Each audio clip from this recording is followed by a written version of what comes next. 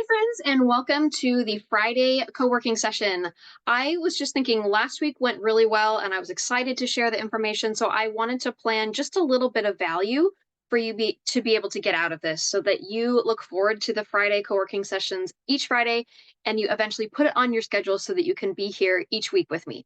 So, with that being said, here's a couple of things that I prepared. I want to tell you, if you don't know me, I am a home coach, a professional organizer, and a certified life coach.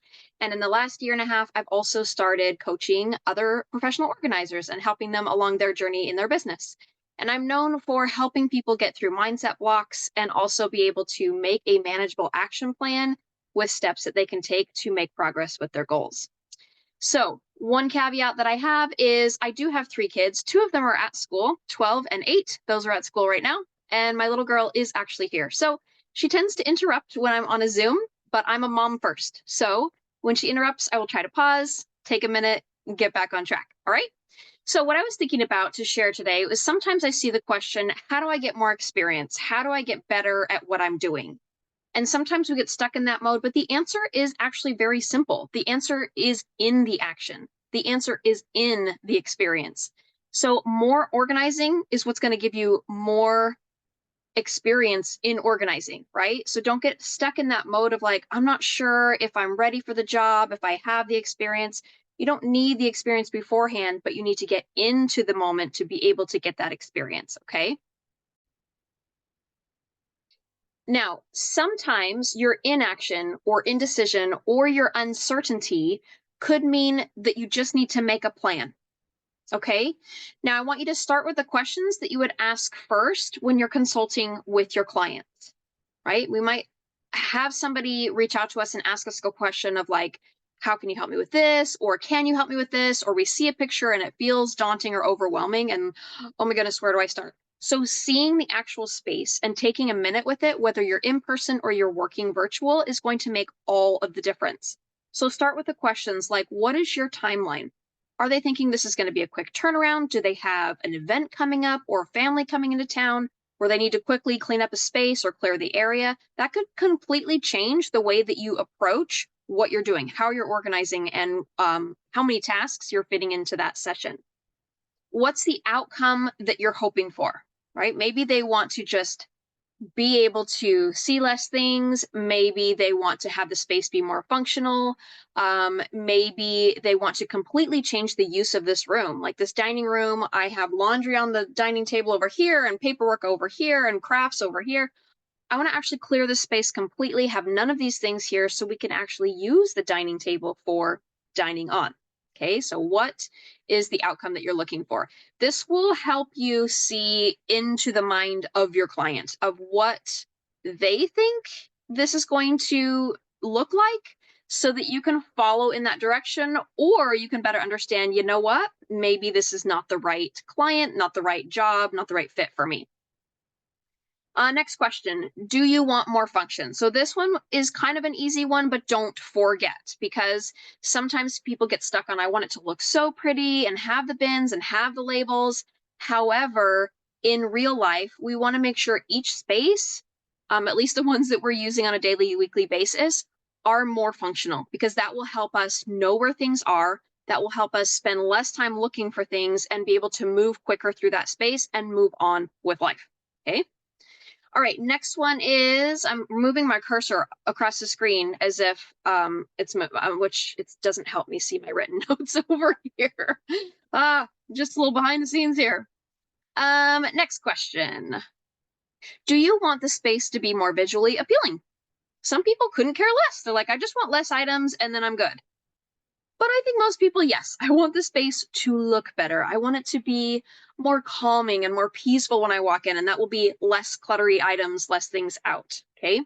But that also can lead you to the next question of like, what do you think it would take? Or what if we did this and this? Do you think that would help make it more visually appealing for you? Do you want the space to feel a certain way? Maybe it's a family room or a living room and they want it to feel more peaceful. They want it to feel more inviting if it's maybe a guest room or a front area. So like right when you walk in our door, we have like a living space, a living area with couches and a coffee table. So that area to me, I want it to look inviting for when people come over just to visit, they can sit there and relax. And then after that is the dining room. And then over there is my family room. That's where we kind of relax and spend time. But this area here is not really for kids. It's just for us to gather on special occasions or when people come over just for a short visit, we sit there. So that would be a space that I like to have it look inviting, look clean, those kinds of things. Okay. All right. Do you want more open or unused space? Maybe they're like, I just want to get rid of a ton of things and have more open space, right? Not fill it with other things, but just have it be a little bit more open and not necessarily take up every inch of my home. And then the last question, do you want to be able to see exactly what you have? So that would mean we have to pare down like crazy, right? If you want to be able to see all the things, and then that will tell you if they want things just out in nice rows, or if they want clear bins, or if they want other kinds of containers where you're just labeling really well so they can see exactly what they have. And those types of things can lead you in the direction of being able to see what your client needs, what they're looking for, their idea that they have, and if they're a good fit for you. Okay, so getting in there, asking those questions, making a plan, that's what's going to make you feel more confident about getting in that space and then gaining that experience. Okay. All right, moving on to the next idea. There's also times where you might be missing something, right? So I came up with, how many did I come up with? Seven ideas of things that you might have, things that you might be missing. And I want you to kind of decide for you where that missing piece is. Okay. So number one I came up with was desire. Now I'm pretty sure because you're here right now and you're watching this video, you already have the desire. If you started your business already, you have the desire to serve these people, right? Hey, so we're okay there. Number two, knowledge. I want you to think about educating yourself about the way that you want to run your business. You can look at others, you can look at or reflect on how you've been treated in other businesses, customer service, contact wise, of like being in contact with them, scheduling, actually being on the premises of doing the job, any follow up. How have you been treated with other businesses, other services? And how do you want to run your business? And this just helps you gain more knowledge about how you can serve your clients best and how you can show up the way that you want to in your business. Okay. And then just take time each week. You don't have to do this every single day, trying to take in information for your business. I think that could be too much. But each week to learn about a different aspect of your business that you might want to improve or implement a new idea from, okay, that you might be missing. Number three is skills and tools. And I'm guessing you already have some of these, but it can be helpful to notice what these are. So I like to just think about how I've helped my clients, the ways I've helped clients. It's kind of broad to be like, well, I'm a professional organizer, right? So most of my clients are like the hot mess mom or the hot mess professional organizer who's like, I'm doing the thing, but I'm a mess on the back end, right? That's the part that I help with. Or I have a business, but I need more clients and I'm not really savvy on social media. That's where I help. Okay. So notice the skills and tools that you do have. Maybe you are really good with paperwork, that you're like, I know how to spot dates and I know if this is important to keep. I know how to file things and keep things together, but pare them down. I know how to talk my clients through yada, yada, yada, right? Maybe you are great at pantries because you just are able to find those expiration. I'm terrible at expiration dates. They're in different places on every single item of food, but you're really good at spotting those. And so you can quickly look and see like expired, expired, expired. This is good. This is good. And you're good at categorizing items and just helping them see like whatever size space they have, you can figure out how to fit what they really need in that space and help them find maybe other places for items they don't use as often, or help them get rid of things that they just never use at all. Okay. So figure out what your specific skills are and the tools that you have that you can bring to your business. Notice those so that that will increase your confidence. Okay. The second thing you can do with skills is to make sure that you list like maybe one or two that you'd like to improve on, right? So maybe you want to start a podcast. So you can't just like sit down and record and say things. you'd want to decide, like, how am I going to record? Am I going to use a microphone? Do I need a microphone? Where am I going to hold this thing? What container is going to hold my podcast, right? It has to be like on a specific podcast platform. And then how am I going to share it? Am I going to have an intro? Am I going to have an outro? Am I going to have somebody try to sponsor me? Write down your topics, schedule it in. Okay. So these are the types of things that, like, okay, maybe I'd like to learn how to do a podcast. Maybe you'd like to learn how to do reels, and you figure out, you know what, there's a ton of stuff on YouTube. I'm going to watch a bunch of YouTube videos, make some notes, and decide how I might approach this. I'm going to schedule some time in to be able to do this. And then maybe you go to the actual reels page and just start scrolling of, like, okay, I like that. I'm going to make that note. Okay, I like how she does this. That doesn't look good because the transitions are actually too fast. I cannot read the script. Or you can't read the script because it's like too fancy. Okay, so pick out things that you really like and the things that you want to implement into your business. And I would say, again, only choose like one or two that you want to focus on and learn, so that you're not taking too long to learn all these skills. You're really focused on like those one or two that you're getting better at. Okay, number 4 is a little bit easy. Plan. I think if you're a professional organizer, you're actually pretty good at planning. It's the next step that we struggle with. But put together a plan of how and when you want to accomplish these things. So all the things that we've talked about before, the knowledge, the skills and tools, the things that you want to improve on or implement in your business, put together a plan of how and when you want to implement those and accomplish them. Okay? Number 5 is the kicker sometimes, is action. Okay? The action on the knowledge you'd like to increase on, take action on the knowledge that you'd like to increase, on the skills and tools that you want to add, and the plan that you need to get there.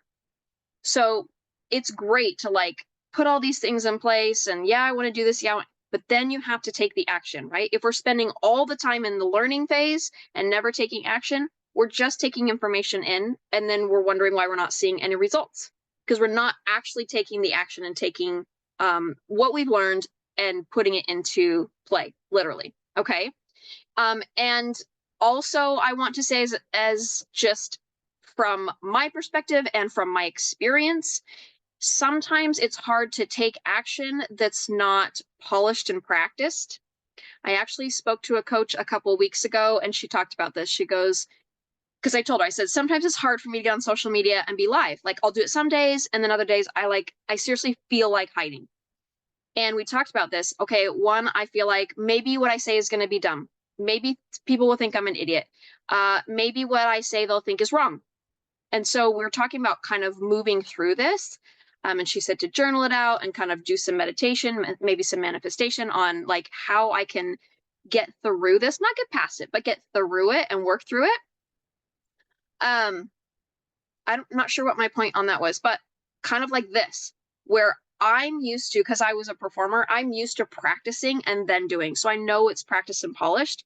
Right now, it's not practiced. It's not polished. It's not perfect. I kind of wrote these out because they were on my heart and in my brain, but this was like last night and this morning. So it's not polished. It's just a little bit more of, this is just how I am, right? I try to come as professional as possible, but this is the real me, really being passionate about what is on my heart and what I want to share with you. Okay. So taking that action can very much be okay, that it's messy action, because the more action we take, the more experience we'll gain, and the better, just naturally better we'll get at it.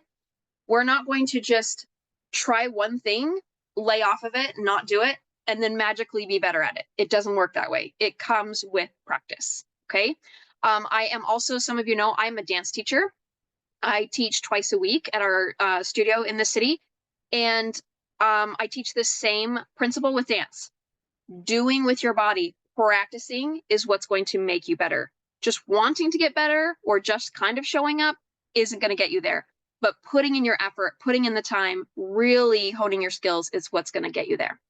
All right? Okay, enough with action. Number 6 is proof.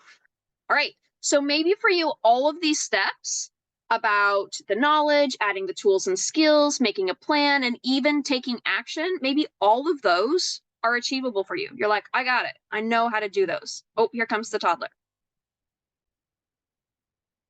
Okay, we're good again. Okay, so talking again about proof. I have to get back on. You don't know because I paused you, but getting back on proof. Maybe you've done all these steps and you're good, right?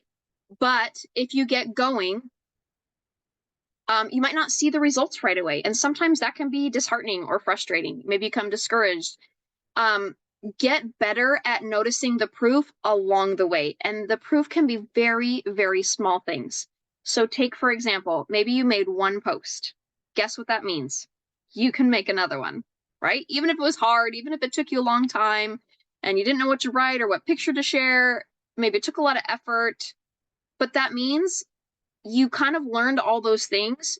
That means you could do it again. You could replicate it. Okay. Let's say you sent an email to your subscriber list and it took a while and you were on a new platform. That means you could do it again. Okay. Are we seeing a theme here of repetition and practice? Let's say you get a client inquiry. You get one person that's interested. That means people are seeing what you have to offer, or they came across your ad in Thumbtack or whatever you use. People are interested. So keep going so that you can get another inquiry, because you will. And then lastly, of course, let's say you sign a client. Maybe it's been a while, but that's okay. You've signed a client. You can do it again. You can repeat that. Okay, look for that proof. Keep noticing and finding that proof along the way, and it'll help you keep up your momentum, and then it will help you find more and more evidence. All right. All right. Moving on to number 7. This is current and future goals. What are these for you? What are your current goals? What are your future goals? Take some time to just write these out.